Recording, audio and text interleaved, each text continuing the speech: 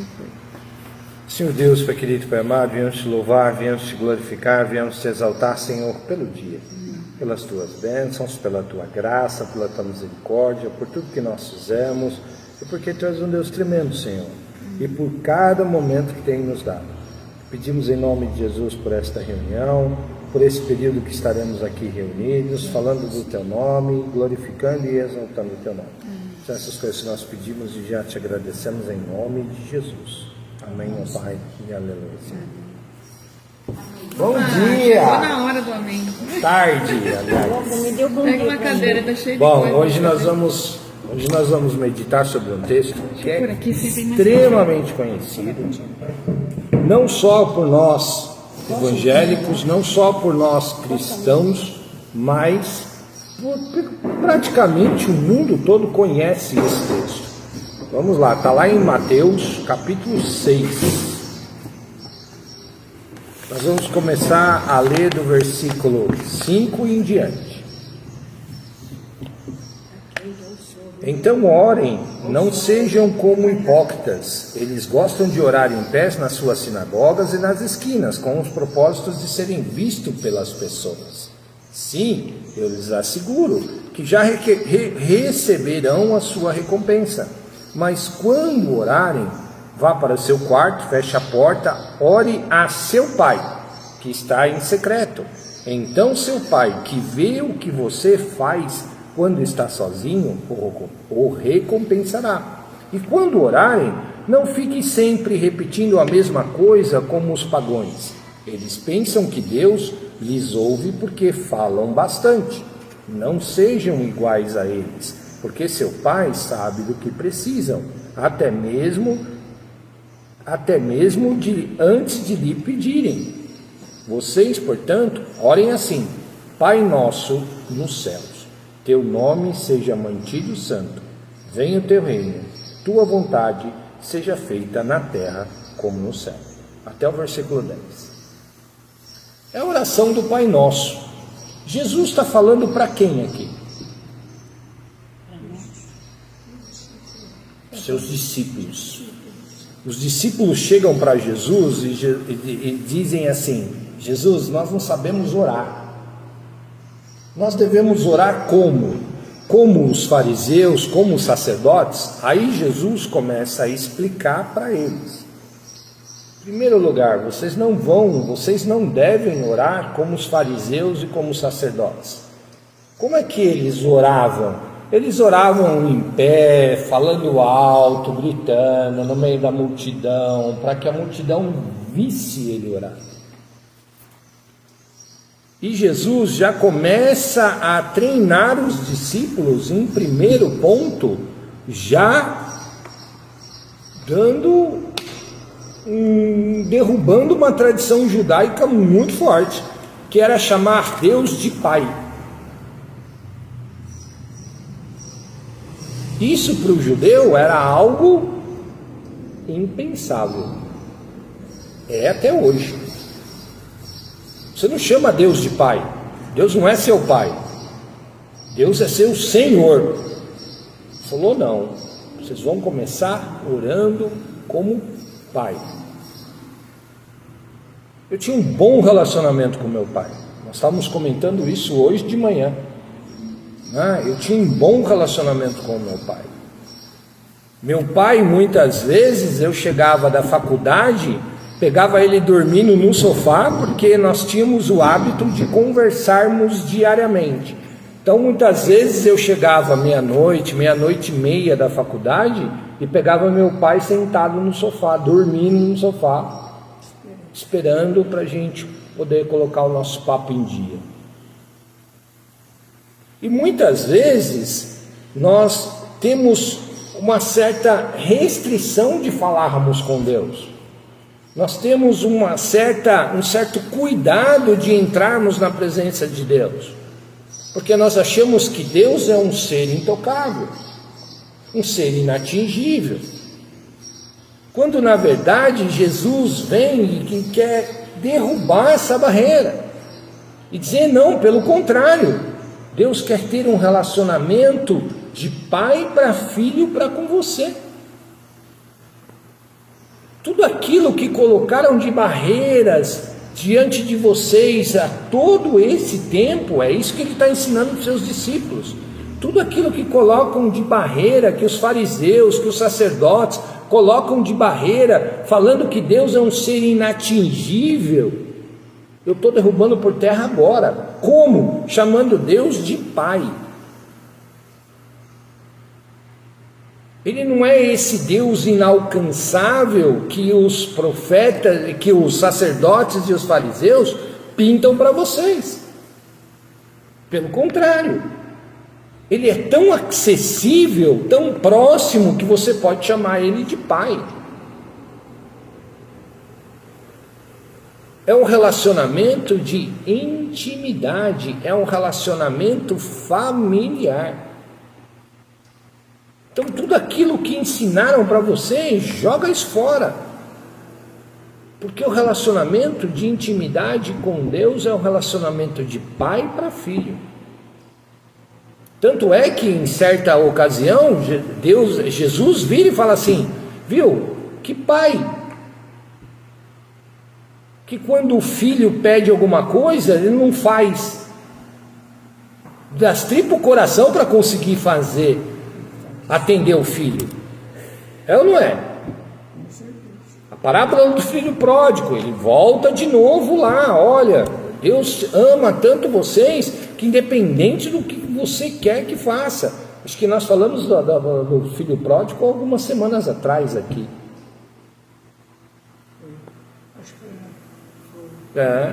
Então assim, quanto mais proximidade nós temos de Deus, mais parecidos com Ele nós ficamos. Então, é esse relacionamento de pai. Então ele fala, quando você for orar. E qual é o meio dessa conversa? Parafraseando agora o exemplo que eu dei aqui há alguns instantes atrás, que meu pai ficava esperando, cochilava muitas vezes lá na sala, e meu pai roncava que era uma beleza. Eu conseguia saber que meu pai estava dormindo, porque meu pai, você escutava o ronco dele no meio da rua. Então 4, 5 casas antes de chegar em casa, eu já sabia que meu pai estava dormindo. Literalmente aquela expressão, britadeira. Tanto é que quando foi reformada a casa, minha mãe pediu para o meu tio, era para eles dormirem no quarto da frente. Minha mãe pediu para o meu tio, falou, não, bota no quarto do fundo, faz o quarto maior lá no fundo. Por quê? Porque os vizinhos reclamam do ronco dele. Meu Deus. Meu pai tinha inquilino assim, mas não dormia. O general foi nunca também. Não dá, acho que não dá para ouvir fora, mas nossa, eu de vez em quando tomo uns cutucão em casa, quando eu estou muito cansado. O cansaço faz. Mas não chega a tanto também. Um vizinho meu bateu lá na porta de casa, viu? Dá para desligar a britadeira aí à noite, pelo menos, ou não? Mas eu fico imaginando, parafraseando esse exemplo, eu fico imaginando como é que será que Deus senta na sala e me espera para conversar. Você é doido de falar isso. Não, só não. Relacionamento de pai e filho. Como, por exemplo, quando no nosso dia a dia eu criei um hábito, e eu não estou falando isso para me gabar não, a Zilda sabe disso. Eu criei o hábito de todo dia de manhã, antes de levantar da cama, fazer a nossa oração matinal, juntos. Estive aí 4 dias em concílio. 4 dias que o pastor Marcos esteve dormindo, nós partilhamos no mesmo quarto, e ele acordava, ele se acordou cedo. Eu falei, eu estou acostumado a levantar cedo, mas eu levantava, me trocava, escovava os meus dentes e tudo mais, passava a mão na minha Bíblia e ia lá para a salinha de oração. Por quê? Porque se eu não fizer dessa forma, meu dia Está faltando aquele papo, aquela comunhão com Deus. Está faltando aquela conversa diária. Me faz falta. Como, por exemplo, quando não existia a possibilidade de estar conversando com meu pai, ele sentia essa falta e eu também. Esse é o relacionamento que nós temos que ter com Deus. Esse é o relacionamento que, através da vida de Jesus, nós temos acesso ao coração do Pai. Nós temos acesso ao coração de Deus. Fomos feitos filhos de Deus através do sacrifício de Jesus. E isso nos traz benefícios. Isso traz a condição de relacionamento de chamar Deus de Abba, de Pai. Um Deus, um Pai amoroso.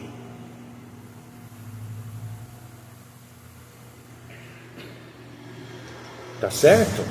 E quando os discípulos perguntam para Jesus, olha, como é que eu não sei como é que eu entro na presença de Deus? As tradições, o peso que os sacerdotes e os fariseus colocam nas nossas costas é tão grande, porque colocam para o povo que Deus é inacessível, que Deus só escuta eles.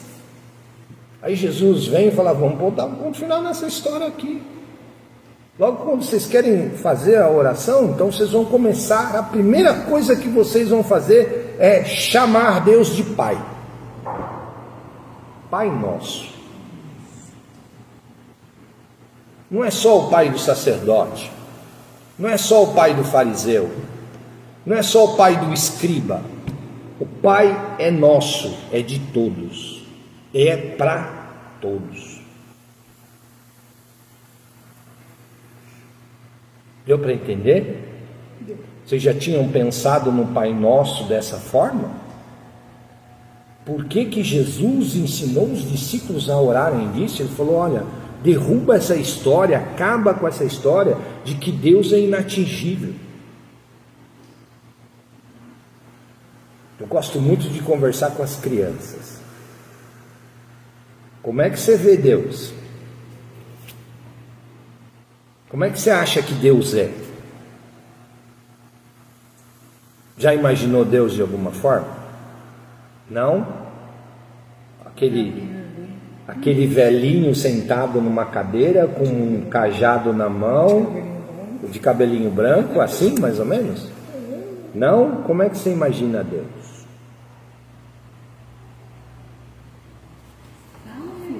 Pode falar. Aqui não tem certo ou errado. Né? Eu tinha, quando criança, na igreja católica ainda, você fazia os desenhos de Deus, você via aquela história de um velho, sentado no trono, sisudo, barbudo, sisudo, com um cajado na mão, uma coroa, e com raios saindo dos olhos e tudo mais e tal. Foi criada na nossa mente essa imagem. Se você pegar a cultura, a civilização grega, você vai ver Zeus, os desenhos, as figuras de Zeus que seriam equivalentes à figura de Deus no cristianismo, o Deus Todo-Poderoso. Isso não existe? Existe. Pega, por exemplo, a cultura grega, que você vai ver lá, você tem 3 deuses principais. Você tem uma infinidade de deuses, mas existem 3 que são os 3 mais fortes, que eles consideram os 3 mais fortes: Zeus, Poseidon e Hades. Um pouco parecido com o cristianismo, não é? Deus Pai, Filho, Espírito Santo, Trindade.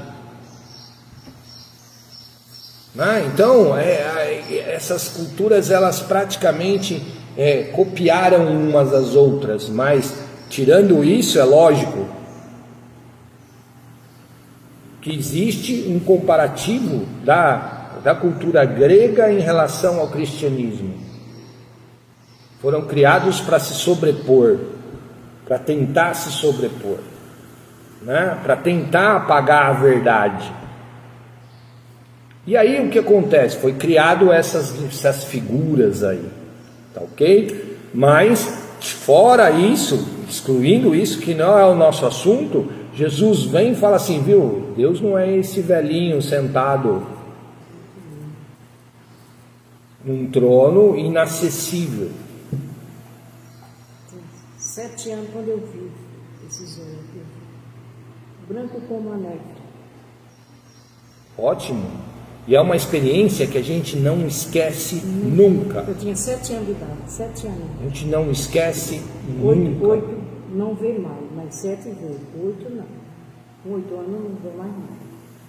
E o que eu tenho liberdade, e Jesus continua na oração dizendo, tá, tudo bem, mas o que eu vou falar diante de Deus? O que eu vou me expressar diante de Deus? E Jesus mostra através da oração do Pai Nosso que nós podemos entrar e abrir o nosso coração para Deus. Como é que você pode afirmar isso, Kleber? Deus é onisciente, onipotente e onipresente, não é? Quando Adão cai, o que é a primeira coisa que ele pergunta para Adão? Quando ele desce lá no jardim para ter aquela conversa diária que ele tinha com Adão. Primeiro, Adão, onde tu estás? Ele já não sabia onde Adão estava? Onisciente, onipotente, onipresente. Ele já sabia onde Adão estava. Mas mesmo assim, ele amava tanto a Adão, que ele dá oportunidade para Adão se expressar. Porque muitas vezes o pecado, a impressão de pecado, a impressão de julgamento, a impressão de severidade de Deus, nos faz ter medo de estarmos primeiro diante da sua presença. Foi criada essa cultura na nossa cabeça. E desde criança, né? E desde criança. A gente sempre pinta esse quadro de um Deus inacessível. E vem Jesus e pega essa história e amassa tudo isso aí. Não é assim. Eu sou a prova viva de que não é assim. Eu vim a este mundo para mostrar para vocês que não. Que Deus não é isso que estão pintando na sua cabeça. Deus é acessível. Acessível de um ponto de querer ser chamado de Pai. Nós vemos isso na oração do Pai Nosso, nós vemos isso no exemplo do filho pródigo, nós vemos isso Jesus falando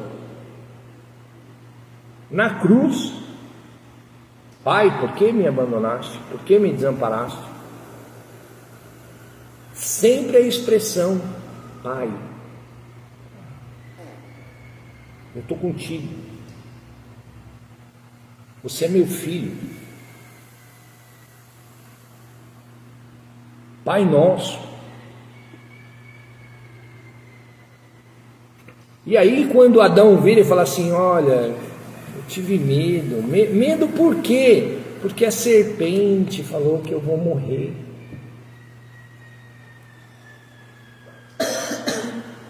Tive medo porque eu estava nu. Aí lá, Caim e Abel. Quando Caim mata Abel, Deus já sabia, não sabia que Caim tinha matado Abel? Mas Deus desce para conversar com Caim, e qual que é a primeira pergunta que ele faz para Caim?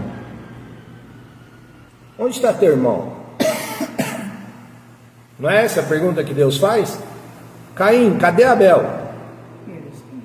Deus já sabia que Caim tinha matado Abel. Aí Caim responde para ele: acaso eu nasci grudado com meu irmão? Eu tenho que dar satisfação da vida do meu irmão? Sei lá, cadê meu irmão? Ele falou, não. Deus vira para Caim e fala assim para ele, não, você sabe onde está seu irmão, porque a terra onde você enterrou ele, o sangue dele está clamando diante da terra. E aí Caim cai em si. Mas mesmo assim, sabendo o que tinha acontecido, Deus queria conversar com Caim, queria perguntar para ele, queria que Caim falasse o que ele fez. Então, vocês percebem aonde que desde lá de trás, Deus sempre quis relacionamento com o homem, Deus sempre quis conversar com o homem. E muitas vezes eu percebo as pessoas dentro das igrejas com uma dificuldade tremenda de orar. Sendo que a única forma que nós temos de conversar com Deus é através da oração. Eu citei o meu exemplo da oração de manhã, mas quantas vezes a gente ora juntos por dia? Mais ou menos. Pelo menos umas 3 vezes. Pelo menos. Juntos. Agora, tanto se você perguntar para mim quanto para ela, temos os nossos momentos de oração individual. Temos ou não temos? Eu falo, de vez em quando, tem uns caras que param o carro do meu lado no farol, devem me achar um retardado. Porque eu tô lá, ele deve olhar para dentro do carro assim, com quem esse cabeção tá falando?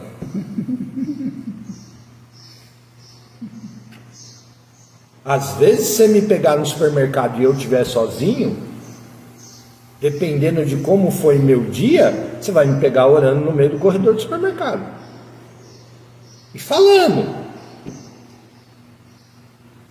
Eu já vi uma vez uma senhora que eu fico olhando, aí eu cruzei com ela num corredor, eu acho que eu estava pegando sabão em pó, lá na saída, e estava orando diante de Deus, colocando algumas situações, fazendo alguns pedidos e tudo mais e tal, e conversando e tal, e eu acho que ela olhou assim para minha mão, não viu o celular, não viu o fone de ouvido e tudo mais, ela deve ter pensado assim, com quem esse sujeito? Aí eu fui buscar o açúcar, tinha esquecido o açúcar, aí deixei o carrinho lá, fui lá no açúcar e tal, daqui a pouco eu vi a mesma mulher passando e olhando assim, e eu conversando com Deus. Deve ser louco, deve ter sido o pensamento dela, deve ser doido, esse sujeito não bate bem na cabeça não. Mas eu estava pouco preocupado. E para evitar esse tipo de situação, por isso que Jesus vira para os discípulos e fala assim, ó, faz o seguinte, para você não passar por essa situação de ser colocado, taxado como louco e tal, se tranca no seu quarto, fecha a porta, vai lá, que lá é o momento de você ter um momento de intimidade com Deus. Por isso que eu aproveito os momentos a sós dentro do carro. É meu, está trancado lá. Alguém pode achar aquilo a coisa mais estranha do mundo, mas ninguém pode vir, viu? O sujeito aí é doido, estou dentro do meu carro, os vidros fechados e tudo mais e tal. Se o que eu estou fazendo lá dentro eu deixo de fazer, desde que não fira a dignidade de ninguém, ponto. E sei que Deus está comigo lá.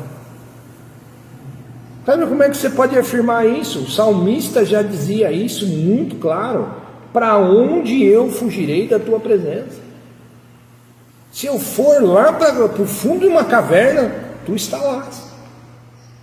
Se eu for para o mais profundo do mar, tu está lá. Se eu for para o mais alto dos céus, tu também está lá. Não tem. Deus está presente em todo momento conosco, em todos os instantes. Por isso eu tenho essa liberdade de estar conversando com Ele. Tudo bem? Alguma dúvida sobre como nós devemos nos apresentar diante de Deus. Como? Com formalidades? Com formalidades? Não. Mas com intimidade suficiente de podermos chamar Deus de Pai. Depois posso falar uma coisa? Pode. A Arlete é minha testemunha antes de ontem, né? Aconteceu lá em casa uma coisa muito chata, né? A minha casa lá embaixo, né? O primeiro inquilino que eu pus pela imobiliária para alugar para mim, foi alugado tudo com o moço. Depois o moço não pagou, deixou água, deixou luz, tudo lá. E uma bagunça. A imobiliária teve que fazer despejo, né? Que fala, teve que fazer despejo. Mas falaram para mim, dona Rosimeira, a senhora não paga nada, porque deixou atrasado, né? Água, luz, até o aluguel. O aluguel que eu quero. Mas a água eu paguei porque eu falei, gente, como eu vou ficar uma casa sem água, eu quero vir aqui fazer limpar alguma coisa, naquela época eu estava bem ainda, né? Eu quero vir limpar, e como que eu vou ficar sem água? Sem luz, não, porque luz de noite eu não estou em casa. Aí deixei. Aí eles religaram, né, a luz, mas não paguei. Acho que eu fiquei uns 4 meses, que o menino deixou 4 meses sem pagar. Não, a senhora não vai pagar porque tem processo, que não sei o que, não sei o que. Aí eu acho, eu fui na CPFL, aí a menina falou, o moço falou para mim, Rosimeira, a senhora paga, porque a senhora vai ter dificuldade com a senhora. Mas deixei quieto. Ele falou que não era para pagar, o moço da imobiliária. Agora, antes de ontem, né, Lete? Antes de ontem vieram aí e cortaram a luz da inquilina. A inquilina ali, ó, todo mês, ela é bonitinha, ela não deixa passar um dia sem o aluguel, né? Eu fiquei doida. A Lete estava ligada. Aí eu liguei para a imobiliária, eu falei um monte de... Mas falei mesmo, falei tudo que eu tinha e que não tinha. Aí ele ligou para a Fábia, que falou para a Fábia que ele ia fazer, como é que ele ia fazer? Ele ia me processar, né? Como fala assim, quando você falta com respeito com a autoridade. Autoridade? Não, autoridade. Não, ele é advogado. Aquilo ali. E eu tinha faltado respeito com ele. Sabe? Eu te falei, não, eu falei um monte de coisa. Aí eu falei para ele, não, o meu advogado, eu tenho um advogado que é bem, foi nesse ponto que ele ficou bravo, né? Ele é bem maior que o senhor. Bem maior que o senhor. E ele falou um monte de coisa, ele discutiu. Mas mesmo assim, eu tinha que me virar, né? Porque veio conta do rapaz. Aí fui no banco, quando eu conversei com a Arlete, eu falei, Arlete do céu, porque geralmente fim de mês você está fora de ordem, né? Aí eu falei, como que eu vou fazer? Aí foi ontem ao banco, né? Eu falei, seja o que Deus quiser, né? Porque aquelas contas tinha que ser pagas para poder religar para a inquilina. E a inquilina não está devendo, então tem que religar. Ai, gente, cheguei assim, não que nem acredito. Cheguei lá no banco, né, meio com medo de pôr o cartão para ver, né. Aí eu fui conversar com a moça, primeiro com a gerente, ela falou assim, pode, se ela tem uma coisa aí que dá para você, né, dependendo do que a senhora vai fazer, porque eu não contei para ela, né. Aí quando eu chego fui fazer o cartão lá, a menina tinha acho que 3 vezes mais do que aquele valor. Aí eu fui no calço, né, comprar alguma coisinha lá pra gente, né? Aí eu tava orando, né, parei o carrinho assim bem perto do caixa, porque daí lá que eu ia tirar o dinheiro, né, pra poder pagar o caixa. Aí veio uma moça e falou assim pra mim, nossa, quer dizer, a senhora tá sentindo mal? Tá sentindo mal? Está bem? Eu conversando com Deus, agradecendo, né, que eu falei, meu Deus, 3 vezes mais do que eu precisava. E não era pouco não, gente, era R$1.000 as contas, olha. Ela deixou de pagar R$1.000. Gente, aí... Eu já me ferrei com 400, mas com 1.000 não. Então, aí, não era o pouco, que a não. gerente falou? O exército do 13º da senhora. Você como Deus é, Meu né? marido é. Meu marido é. E eu sou casado com o seu Zé, só na igreja, não segura não. Eu falei, mas já? Tá aqui, ó. O 13º da senhora já está... Gente, eu falei, não, isso... Aí eu fiz igual a ela, comecei a conversar. A moça, a senhora está sentindo mal? Não, filha, eu estou conversando com meu pai. Mas nós podemos conversar com Deus todo momento, todo instante.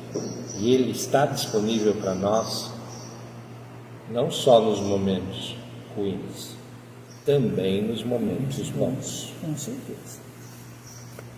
Basta a gente ter essa consciência, tá ok? Porque da mesma forma que eu entro com pedidos diante de Deus, eu também entro com ações de graça.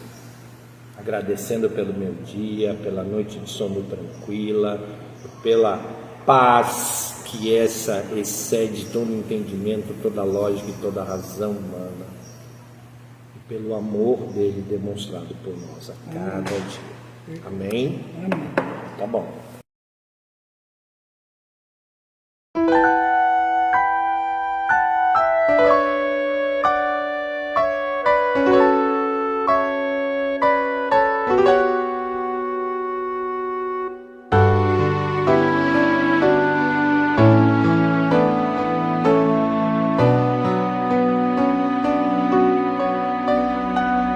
Pai nosso que estás nos céus,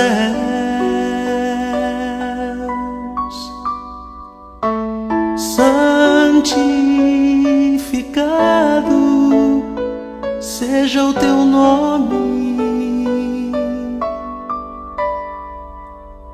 venha a nós o teu reino, seja feita a tua vontade, na terra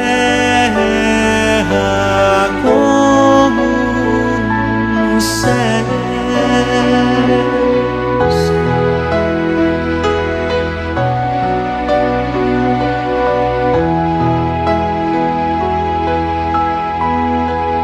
O pão nosso de cada dia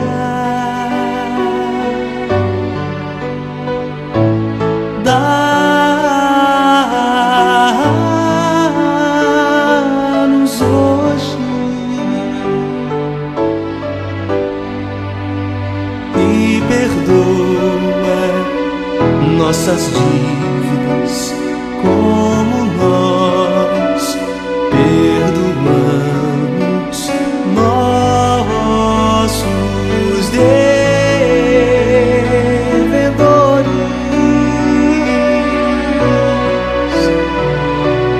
Não nos deixes cair em tentação, mas livra-nos